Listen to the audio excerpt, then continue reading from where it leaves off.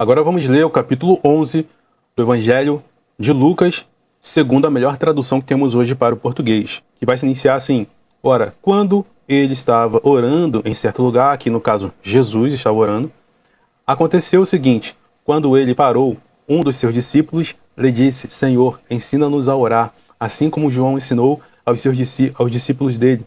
Então ele disse-lhes: quando quer que orem, digam: Pai nosso que existe nos céus, o teu nome há de ser reverenciado, teu reino há de vir.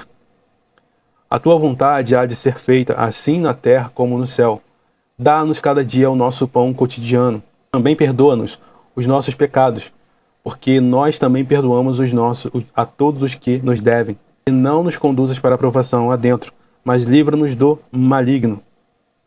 Então a sua Bíblia pode estar totalmente diferente, né? Pode estar aquela famosa oração do Pai Nosso que nós conhecemos, mas se a gente trazer para uma tradução mais exata, fica assim. E eu acredito que essa é muito melhor, ao meu ver. Traz muito mais essa consciência do nosso erro, da satisfação pelas coisas que Deus nos dá, o pão de cada dia, e também condiciona o perdão de Deus ao que nós perdoamos aos que nos devem. E é exatamente isso. Então, continuando, verso 5, então ele disse-lhes: quem dentre vocês, tendo um amigo e indo ter com ele à meia-noite, lhe disser: amigo, empresta-me 3 pães, porque um amigo me chegou de viagem, nada tenho para oferecer-lhe. Mas ele responder de dentro, dizendo, ou seja, ele respondendo de dentro da casa: não me incomode, a porta já está fechada, e eu e meus filhos já estamos deitados. Não posso levantar-me para te dar. Eu vos digo, mesmo que não levante e dê por ser seu amigo, todavia, por causa da sua importunação, levantará e lhe dará tudo quanto necessita.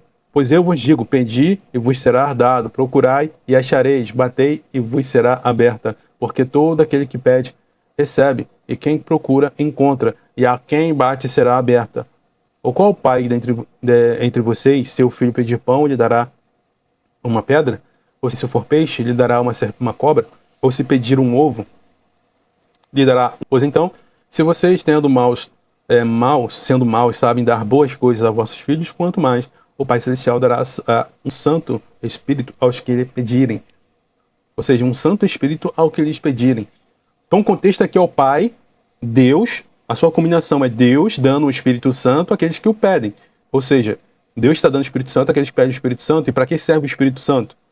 Para fazer as minhas vontades? Primeiramente, a gente vai ver também, mais à frente, na carta aos Romanos, que o dom do Espírito Santo, todos os dons do Espírito Santo é para ser usado para a edificação da igreja, não é para deleites pessoais. A carta do apóstolo João, a primeira carta do apóstolo João vai dizer que nós temos a certeza de que Deus ouve nossas orações quando nós pedimos de acordo com a vontade dele.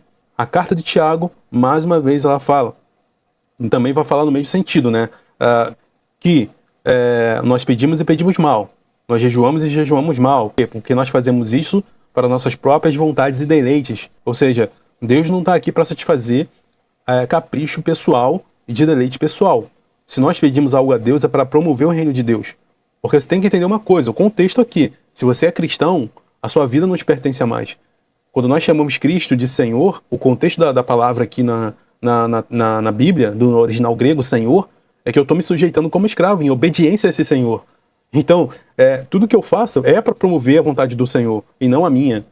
Então a gente tem esse conceito ocidental, né, de liberdade, né, e muito se é pregado hoje com a pregação da teologia da prosperidade, com a teologia do coach aí, por aí vai, de que você pode pedir qualquer coisa a Deus e ele vai satisfazer os seus caprichos pessoais. Quando na verdade isso está totalmente fora do que a palavra de Deus nos ensina. Porque o que é mais importante nessa vida, nesse momento de vida terrena que a gente tem aqui, é promover o reino de Deus. Se preocupar com as coisas que são de importância para Deus. Então, mais uma vez, olha como que esse capítulo, esse versículo termina, de que quem pede ao Pai, ele dá o Espírito àqueles que o pedirem. Exatamente isso. E isso requer uma constância de pedir, de procurar, de buscar. Então, pedir, você vai receber. Buscar e você vai achar. Bater e você terá a porta aberta. Exatamente isso. É exatamente a mesma perspectiva de vida que o apóstolo Paulo tinha durante a sua carreira. A todo momento ele se preocupando com a igreja do Senhor. batendo, buscando. Lá no Antigo Testamento, a vida do Daniel, quando ele recebeu a visão do anjo, ele buscou por onde ele podia conseguir para interpretar aquilo que o anjo disse para ele. Não tendo essa resposta, ele jejua, e aí Gabriel vem com a resposta.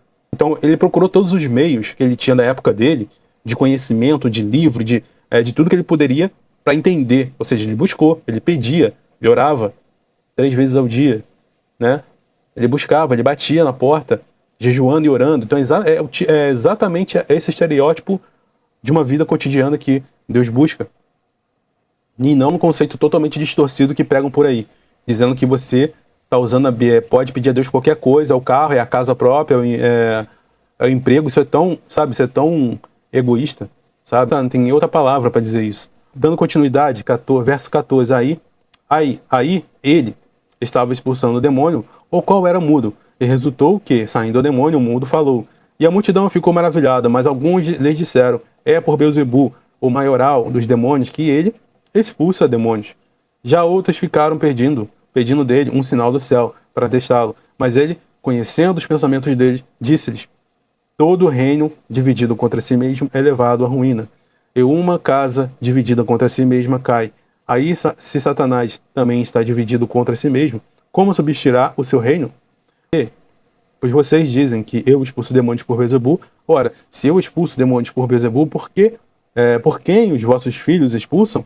Portanto, eles serão os vossos juízes. Mas se é pelo dedo de Deus que eu expulso demônios, deveras o reino de Deus já chegou até vocês. Quando o homem forte, bem amarrado, bem armado, guarda a sua própria residência, seus bens estão em segurança. Mas quando o que é mais forte do que ele ataca, vence-o, tira-lhe a sua armadura, na qual ele confiava, e distribui os seus despojos. Quem não é comigo é contra mim, e quem comigo não ajunta, espalha. Quando o espírito imundo sai do homem, vaga por lugares áridos, procurando descanso, e não o encontrando diz, voltarei para minha casa de onde saí. E chegando a encontra varrida e em ordem. Então vai e acha outros 7 espíritos mais malignos do que ele, entrando, habita ali, e a condição final daquele homem se torna pior do que a primeira. Então fica interessante aqui uma observação, né, de que existem níveis, né, entre os demônios, né, de poder, de ação, de malignidade e por aí vai. E que mais de um pode habitar em uma pessoa. A gente vê aquele caso do Gadareno que a gente já passou por esse episódio. Continuando, aí quando ele estava dizendo essas coisas, uma mulher dentre a multidão, levantando a voz, disse-lhes, bendito o ventre que te gestou, e os seios em que amamentastes. Mas ele disse, mais do que isso, benditos são os que ouvem a palavra de Deus e as obedecem. Então Jesus deixou claro aqui, bendito são aqueles que ouvem a palavra de Deus e as obedecem. Então deixa claro, porque tinha uma multidão atrás de Jesus. A gente viu no capítulo anterior que Jesus envia 70 discípulos ali para pregar o evangelho. E ele fala que estava faltando trabalhadores na seara, é porque uma multidão de cidades inteiras, muitos ali iam por causa dos milagres e dos benefícios e tudo mais. E poucos eram de fato os que obedecem, que ouvem e obedecem. Aí, aumentando a multidão, ele começou por dizer, esta geração é maligna. Ela vive querendo um sinal, mas nenhum sinal lhe será dado, exceto o sinal do profeta Jonas. Pois assim como Jonas se tornou um sinal para os ninivitas, assim também o Filho do Homem o será para esta geração. A rainha do sul será levantada no juízo com os homens desta geração. Ela a condenará porque ela veio dos confins da terra para ouvir a sabedoria de Salomão. E eis aqui alguém maior do que Salomão. Os homens de Nínive se levantarão no juízo com esta geração e a condenarão porque eles se arrependeram com a pregação de Jonas. E eis aqui alguém maior do que Jonas. Ora, ninguém ao acender uma candeia, a esconde ou a coloca debaixo de uma vasilha, antes a coloca no velador, para que os que entram possam ver a luz. A candeia do corpo é o olho. Portanto, sempre que o teu olho for bom, todo o teu corpo fica iluminado, mas quando for maligno, o teu corpo também fica escurecido. Portanto, cuida para que a luz que há em ti não seja escuridão. Se pois todo o teu corpo estiver cheio de luz, não tendo parte alguma escurecida, o todo ficará iluminado, como quando uma candeia resplandecente te dá a luz. Ora, Pausando ele no falar, um certo fariseu o convidou para comer com ele. Então ele entrou e reclinou-se à mesa. Mas o fariseu estranhou ao notar que ele não tinha se lavado antes da refeição. Então o Senhor lhe disse: Ora, vocês fariseus limpam o exterior do copo e do prato, mas o vosso interior está cheio de ganância e malignidade. Tolos, quem fez a parte externa, não fez também a parte interna? Contudo, deem o possível como esmola. Aí sim tudo vos ficará limpo. Então aqui é interessante que no contexto anterior que a gente leu, falou da questão dos olhos, se seus olhos são maus, seu corpo se torna mau. Então aqui o exemplo claro, né, de um contexto como esse, né, de um exemplo que a gente acabou de ler. O fariseu chama Jesus para comer na casa dele e notou que Jesus não tinha seguido o costume da tradição deles, que era ligado à religião. E assim é também em algumas igrejas, né? Se você não segue certos costumes que a Bíblia não tem nada a ver com isso, mas foi puramente criado pela tradição daquela igreja, daquele local ali, e por aí vai, é como se você fosse um total pecador, né? Indigno da graça de Deus e por aí vai. Mas você olha a palavra de Deus, não tem nada a respeito daquilo. Você olha a Bíblia, não tem nada a respeito daquilo. É uma coisa puramente religiosa. E Jesus está condenando esse tipo de atitude. Quando você, por conta de leis criadas por homens, você sufoca a palavra de Deus e assim coloca um jugo pesado sobre as pessoas. Contudo, é impossível. E aí Jesus fala justamente dessa questão dos olhos serem luz e o seu corpo será luz e por aí vai. Como que os olhos contaminam? Com esse tipo de coisa. Certo?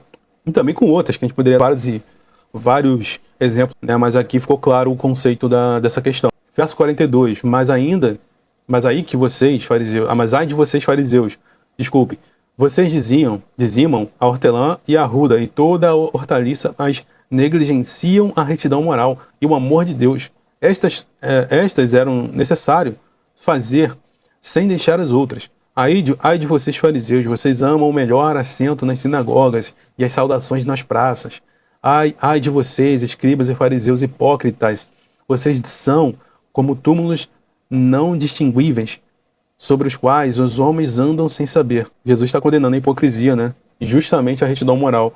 Então, aparência de religiosidade, mas não tem a retidão da prática da moral de Deus. Que mais à frente a gente vai ver também isso muito presente na carta do apóstolo Paulo, né? A questão da consciência limpa, um coração puro e uma fé não fingida.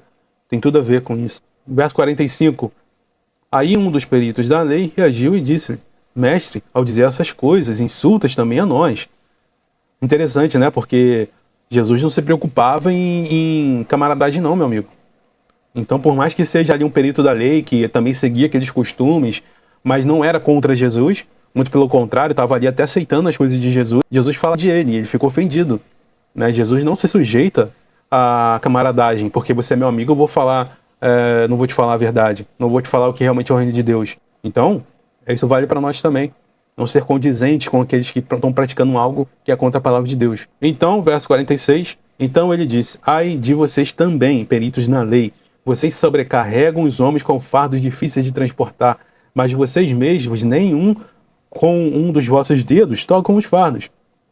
Ai de vocês restaram os túmulos dos profetas, os que vossos pais mataram. Assim, vocês dão testemunho de que aprovam as obras de vossos pais, pois eles deveras os mataram, ao passo que vocês lhes restauram os túmulos. Também, por causa disso, a sabedoria de Deus disse, enviarei a eles profetas e apóstolos, alguns dos quais eles matarão e perseguirão, porque seja requerido desta geração o sangue de todos os profetas derramado desde a fundação do mundo, desde o sangue de Abel até o sangue de Zacarias, que foi morto entre o altar e o santuário. Sim, eu vos digo, será requerido desta geração. Ai de vocês, peritos na lei, vocês removeram a chave do conhecimento, vocês mesmos não entram e impedem os que estavam para entrar.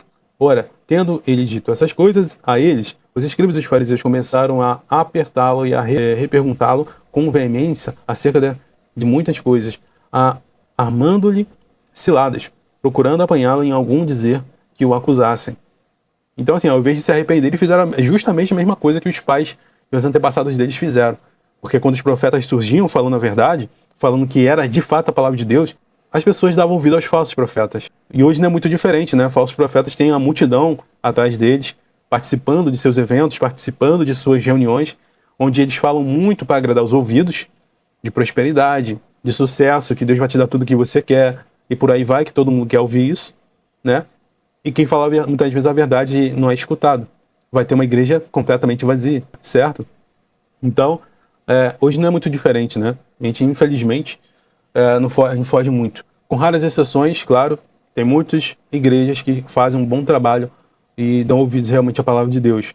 Mas aqui ficou muito claro de que eles, por causa de suas invencionices religiosas e pacotes denominacionais, sobrecarregavam as pessoas, impedindo elas de conhecer a palavra de fato de Deus, a piedade, a retidão moral de que Jesus estava falando aqui, impedindo dessas pessoas conhecerem a verdade, né? Enfim, então, acabamos aqui o capítulo 11 e vamos para o capítulo 12.